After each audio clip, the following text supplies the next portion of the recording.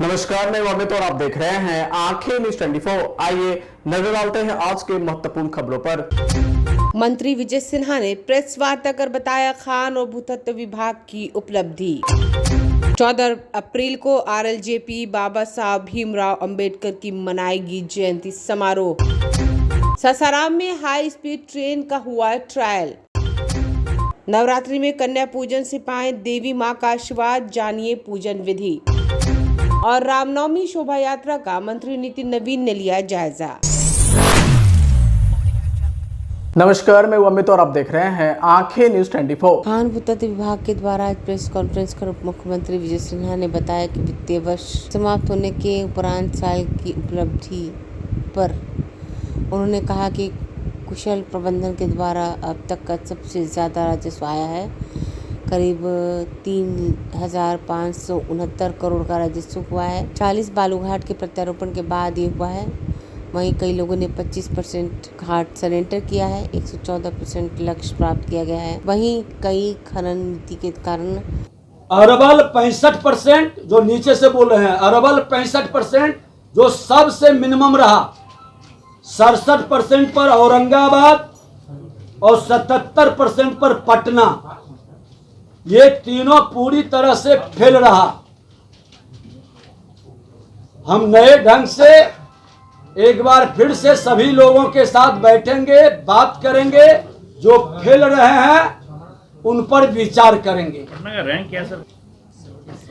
सबसे नीचे अरवल, औरंगाबाद, पटना और उजला बालू में मैं बता दूं कि उजला बालू में बहुत कम घाट की बंदोबस्ती है। सदन में प्रश्न भी आया था। हम लोग पूरा प्रयास कर रहे हैं कि ज़्यादा से ज़्यादा बंदोबस्ती हो। जो तकनीकी विभागीय इसी का मामला है, पर्यावरण का मामला है, वो क्लियर हो, क्योंकि 540 घाट में मात्र 21 घाट चालू है। उसकी भी हम लोग समीक्षा करेंगे, क्योंकि वहाँ बहुत कम का वसूली हुआ है। लेकिन उसमें भी आपको बता दें कि जो सबसे कम उजला बालू में रहा है वैशाली 27%। हम वहां के सभी जिले, बिहार के सभी जिलाधिकारी से भी हम जब दौरा करेंगे, हमारे पदाधिकारी जाएंगे, समीक्षा करेंगे वो इतने फेल्योर क्यों रहे, क्योंकि सरकारी विभाग का ही कार्य इतना वर्क डिपार्टमेंट में चल रहा है, फिर उनका इतना राजस्व नीचे कैसे रहा। और सभी का जहां जहां फेल्योर रहे हैं वो सभी वर्क डिपार्टमेंट के कार्य एजेंसी के चालान की जांच कराएंगे। नमस्कार, मैं अमित और आप देख रहे हैं आंखें न्यूज 24। पटना सिटी क्षेत्र के भूतनाथ रोड ट्रांसपोर्ट नगर बिहार सरकार के पथ निर्माण मंत्री नितिन नवीन पहुंचे। रामनवमी के अवसर पर दोनों जगह से विशाल शोभा यात्रा निकाली जाती है। रामनवमी के अवसर पर उसी सिलसिले में मंत्री पहुंचे और समिति के सदस्यों से बातचीत की। वहीं ट्रांसपोर्ट नगर विशाल शोभा यात्रा निकाली जाती है, वहां पर भी जाकर उन्होंने सभी समिति के लोगों से बात की। वहीं संजीव सिंह उर्फ जय हिंद के नेतृत्व में एक बैठक हुई, जहां काफ़ी संख्या में लोग पहुंचे। पथ निर्माण मंत्री ने कहा कि रामनवमी के अवसर पर शोभा यात्रा जो निकाली जाती है, इससे तमाम लोगों की आस्था जुड़ी है और इससे हमेशा चालू रखने की ज़रूरत है। देखिए, भूतनाथ की पूरी टीम, रामनवमी की पार्षद महोदय, हमारे मंडल अध्यक्ष, हमारे इस कमेटी के अध्यक्ष और सभी हमारे वरिष्ठ अच्छे लोग, अविनाश जी, सभी लोग मिलकर यहाँ पर रामनवमी की यात्राओं को लगातार चलाते हैं। और पूरे पटना में आज 50 से अधिक यात्राएं निकलती हैं। उन यात्राओं के कारण ही श्री राम चौक डाकबंगला चौराहे पे वो शोभा यात्रा का स्वरूप ले पाती है। तो सभी जगह जो तैयारी करने वाली टीम है, उनका उत्साह, उनको दिशा और उनके साथ समन्वय, ये हम लोग का प्रयास होता है कि ताकि पूरे जोश खरोश के साथ हर चौक चौराहे से रामनवमी की यात्रा निकले और पटना का रामनवमी महोत्सव बने, जिससे पटना की पहचान रामनवमी महोत्सव से बढ़े। और मुझे खुशी है कि 2010 से जब हम लोगों ने शुरू किया था, तब से लेकर अभी तक जो हम लोग का सपना था कि मुंबई की चर्चा गणेश चतुर्थी से होती है, तो पटना की चर्चा रामनवमी महोत्सव से हो। और आज लोगों के प्रयास से पूरे हर समाज के प्रयास से आज पटना का रामनवमी वो स्वरूप में आगे बढ़ रहा है। और मुझे उम्मीद है कि बहुत जल्द पटना का रामनवमी महोत्सव का स्वरूप लेगा और पूरे देश में पटना की पहचान उससे बनेगी। लगभग कितने टीम वहाँ पर अभी करीब 53 यात्राओं ने की सहमति बनी है। 53 यात्राएं अलग अलग क्षेत्रों से आएंगी और 6:30 बजे शाम से लेकर रात के 12-1 बजे तक यात्राओं का आने का क्रम रहता है और सभी यात्राओं का स्वागत श्री राम चौक डाकबंगला चौराहे पे होगा और फिर महावीर मंदिर दर्शन करेंगे। इस बार पूरे डाकबंगला चौक श्री राम चौक को भी विशेष रूप से लाइटिंग और अन्य चीज़ों से सजाया गया है। मैं पटना वासियों से अपील करूंगा कि आइए इस रामनवमी महोत्सव भी मनाएं और साथ में देखिए ये संशोधन विधेयक कहीं ना कहीं जो धर्म के आड़ लेकर सरकार की संपत्ति, अन्य गरीबों की संपत्ति भू और माफियों के द्वारा अर्जित करने का जो प्रयास किया जा रहा था, निश्चित रूप से ये संशोधन बिल बहुत बड़ा रक्षक बनेगा आम लोगों की ज़मीन के लिए, गरीबों के ज़मीन के लिए। जो कह सकते हैं कि सरकार की संपत्ति को जो लोग गलत तरीके से कब्जा कर रहे थे। और इस संशोधन बिल से कहीं ना कहीं देश में जो लोकतंत्र स्थापित करने की बात होती है, जिन लोगों ने भी लोकतंत्र की दुहाई दी आज तक, चाहे वो अम्बेडकर के नाम लेकर दुहाई देने वाले हो, आज अम्बेडकर का सपना पूरा है कि लोकतंत्र में सबको न्याय मिले, सबको समान अधिकार मिले, कोई धर्म के आधार पर अपने आप को कानून तोड़ता हुआ नजर ना आए। इस कानून से निश्चित रूप से ये रास्ता प्रशस्त होगा। ये निशाना कहीं और भी लग सकता है? नहीं, कोई निशाने की बात नहीं है। भारतीय जनता पार्टी और माननीय प्रधानमंत्री नरेंद्र मोदी जी जो भी काम करते हैं दुनिया के सामने स्पष्ट रूप से रखकर करते हैं। हम लोगों ने तो संसदीय कमेटी भेजी, पूरे देश में संसदीय कमेटी करीब 30 राज्यों में गई, वहाँ के हर जगह के मामले को सुनने के बाद संसदीय बोर्ड की कमेटी की बैठक हुई और उसमें सब लोग के सुझाव और सभी परिस्थितियाँ सामने लाई गई और उसके बाद वो सदन के पटल पे आया और आपने देखा कि संसद के दोनों सदनों में बहुमत के साथ उसको पारित किया गया।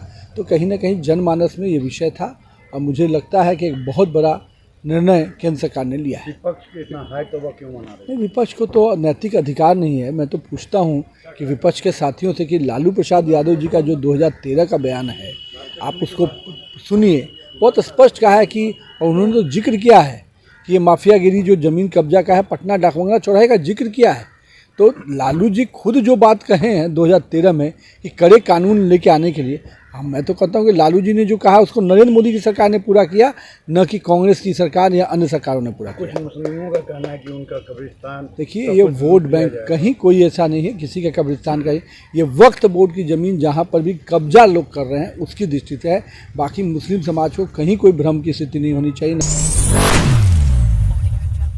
नमस्कार, मैं अमित और आप देख रहे हैं आंखें न्यूज़ 24। राष्ट्रीय लोक जनशक्ति पार्टी ने प्रेस कॉन्फ्रेंस कर बताया कि 14 अप्रैल को बाबा साहब भीमराव अम्बेडकर की जयंती समारोह पार्टी के द्वारा मनाई जाएगी। वहीं पशुपति पारस के नेतृत्व में पटना के बापू सभागार में जयंती मनाई जाएगी। उन्होंने बताया कि जयंती समारोह के लिए हम लोगों ने दूसरी जगह को चिन्हित किया था, लेकिन उसे सरकार ने नहीं दिया। फिर हम लोगों ने बापू सभागार के कार्यक्रम को करने का निर्णय लिया। आज प्रेस वार्ता बुलाया गया है।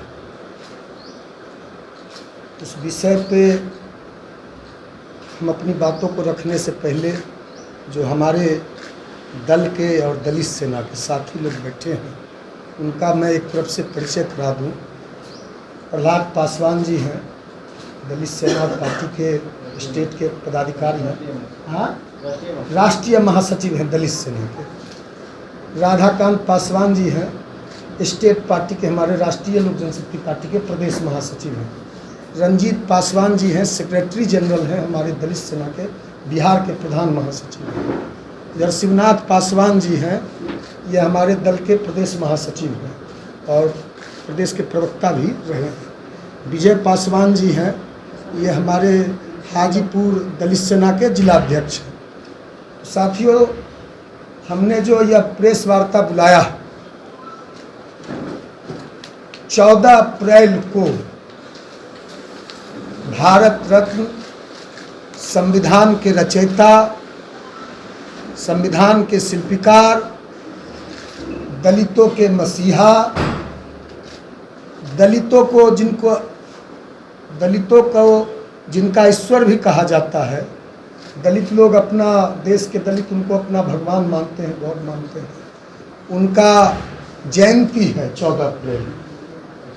और हर साल जब हमारे नेता रामविलास पासवान जिंदा थे तो 14 अप्रैल को अंबेडकर साहब की जयंती दिल्ली पटना में बड़ा समारोह करके बड़े धूमधाम से मनाते थे।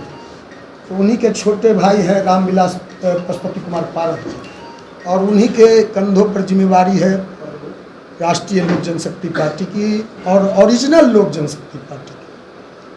तो पारस बाबू के नेतृत्व में यह निर्णय लिया गया कि पटना के बापू सभागार में 14 अप्रैल को अंबेडकर साहब की जयंती मनाई जाएगी, क्योंकि हम लोगों ने किसी बड़े गांधी मैदान में या बड़े मैदान में यह करने का निर्णय लिया था, लेकिन सरकार ने जगह नहीं दिया, तो हम लोगों ने बापू सभागार में करने का निर्णय लिया। और बापू सभागार की क्षमता मात्र 6000 है, 5500-6000, लेकिन उस दिन 14 अप्रैल को पटना में 20,000 से ज़्यादा दलित सेना के और राष्ट्रीय लोक जनशक्ति पार्टी के कार्यकर्ता और नेता आएंगे, केवल बिहार से, और बिहार के बाहर से भी आएंगे। तो उस दिन पटना पूरी तरह से रामविलास पासवान के कार्यकर्ता, रामविलास पासवान के अनुयायी, रामविलास पासवान के प्रशंसक और राष्ट्रीय लोक जनशक्ति पार्टी के दलित सेना के लोगों से पूरा पटना महाजुटान होगा और महासंकल्प रैली इसका नाम दिया गया। उस दिन हम लोग संकल्प लेंगे रामविलास पासवान जी के विचारधारा, रामविलास पासवान के सिद्धांत वाली, क्योंकि यह एनडीए सरकार रामविलास पासवान के विचारधारा से भटक गई। यह एनडीए सरकार रामविलास पासवान का जो सिद्धांत था, जो इशू रामविलास पासवान ने उठाया था, जो इशू सेट किया था, जो दलितों के लिए, पिछड़ों के लिए, शोषितों के लिए, वंचितों के लिए जो सब्जेक्ट रामविलास पासवान जी छोड़ के इस दुनिया से चले गए, उस सब्जेक्ट से ये एनडीए सरकार भटक गई है। तो जननायक कर्पूरी ठाकुर कहते थे वोट का राज मतलब छोट का राज। तो हम लोग उस दिन संकल्प लेंगे कि 2025 जो इस वर्ष में बिहार में विधानसभा का चुनाव होना है, तो हम छोट का राज स्थापित करेंगे। और यह दलित विरोधी, यह सरकार पूरी तरह से दलित विरोधी है। हमारे नेता पारस बाबू ने भी कहा है कि यह नीतीश कुमार जी के नेतृत्व में जो सरकार चल रही है, यह दलित विरोधी है, यह वंचित विरोधी है, यह अंबेडकर साहब के विचारों की विरोधी सरकार है, यह संविधान विरोधी सरकार है।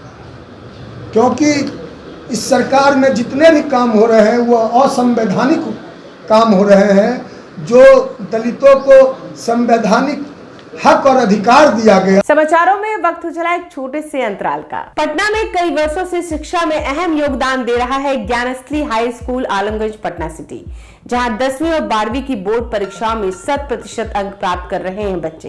एक ऐसा स्कूल जहां न केवल होती है पढ़ाई, बल्कि साथ ही साथ होती है कल्चरल एक्टिविटी, स्पोर्ट्स एक्टिविटी से जुड़े गेम्स, मैथ ओलंपियाड से लेकर साइंस ओलंपियाड, जहां बच्चों के लिए स्कूल कैंपस अत्याधुनिक सुविधाओं से लैस, छोटे बच्चों के लिए वाहन और ट्रांसपोर्ट की विशेष सुविधा।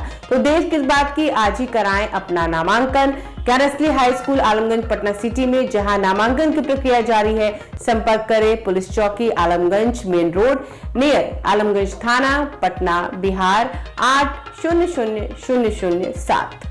ब्रेक के बाद आपका फिर से स्वागत है। नमस्कार, मैं अमित और आप देख रहे हैं आंखें न्यूज 24। सासाराम में 160 किलोमीटर की गति के हाई स्पीड ट्रेन का ट्रायल हुआ। DDU गया धनबाद के बीच ये ट्रायल हुआ। सासाराम रेलवे स्टेशन से 160 किलोमीटर प्रति घंटे की रफ्तार से ट्रेन गुजरी। ट्रायल के दौरान रेल प्रशासन सतर्क रहा। ट्रायल सफल रहने पर अब DDU गया रेलखंड पर भी हाई स्पीड ट्रेन गुजरेगी। ब्यूरो रिपोर्ट आंखें न्यूज 24।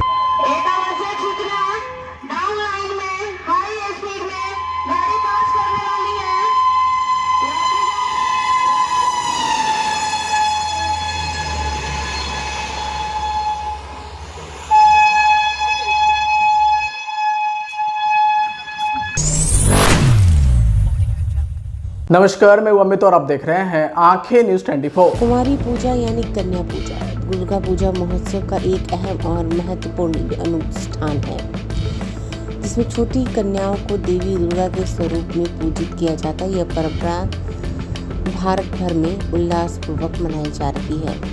पश्चिम बंगाल में यह महाअष्टमी पर संपन्न होती है, जबकि अन्य क्षेत्रों में इसे नवमी तिथि को किया जाता है। उत्तर भारत में इसे कन्या पूजन कहा जाता है। तो नवरात्रि के 8वें या 9वें दिन मनाया जाता है। इसे कंजक पूजा भी कहते हैं, जिसमें 9 कन्याओं को 9 दुर्गा के रूप में पूजा जाता है। माँ दुर्गा का कुमारी स्वरूप अत्यंत शुभ और पावन होता है, क्योंकि इसे सृष्टि की आधारशिला समझी जाती है। देवी का आशीर्वाद पाने के लिए कुमारी पूजन को श्रेष्ठ साधन माना जाता है। छोटी कन्याओं की पूजा और कार से वे आनंदित होती हैं, जिससे देवी भी प्रसन्न होती हैं।